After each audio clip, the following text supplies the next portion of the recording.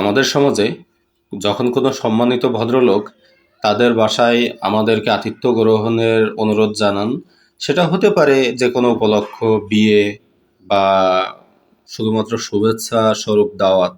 বিভিন্ন কারণবশত হতে পারে যখন আতিথেয়তা গ্রহণের জন্য আমাদেরকে আহ্বান করেন, তখন কিন্তু একটা কমন ডায়লগ সবাই দেন।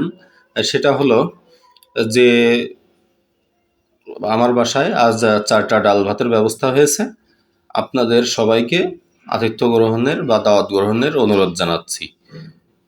তো তিনি আসলে শুধু ডাল ভাতের ব্যবস্থা করেন না, সাথে কিন্তু আরও অনেক আইটেমের ব্যবস্থাই সাধ্যমতো করেন।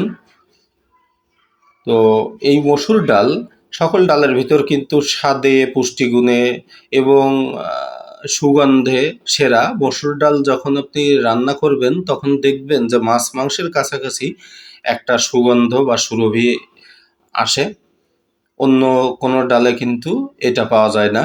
এবং স্বাস্থ্যগত উপকারিতার দিক যদি বলি, 100 গ্রাম মসুর ডালে 18 গ্রামের মতো প্রোটিন থাকে, যেটা মাছ মাংসের প্রোটিনের তুলনায় কোনো অংশে কম নয়।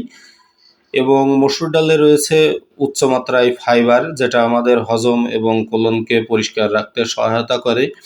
এবং মসুর ডাল হার্টের জন্য কিন্তু প্রচণ্ড উপকারী, যেটা আমরা অনেকে হয়তো জানি না।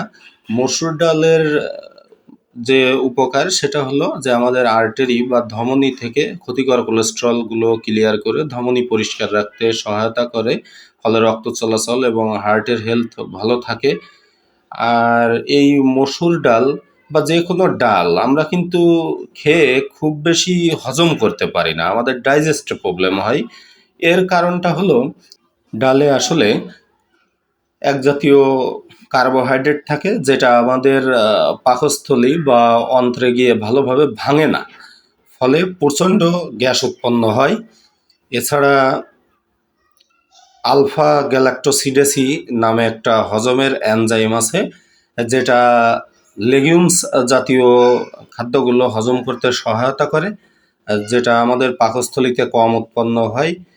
সে কারণে হজমে আমরা একটু মানে ব্যর্থ হই ডাল হজম করতে গেলে, বা ডাল জাতীয় খাবার হজম করতে গেলে। দেখবেন যে ছোলা বা যে কোনো ডাল বা মসুর বলুন বা মুগ বলুন, সব কিছু ডাল একটু বেশি খেলেই আমাদের কিন্তু গ্যাস্ট্রাইটিসের সমস্যাটা হতে থাকে। তো এটা প্রতিরোধের জন্য সবথেকে কার্যকরী যে টোটকাটা সেটা হলো, আমরা অধিকাংশই সেই কাজটা করি না।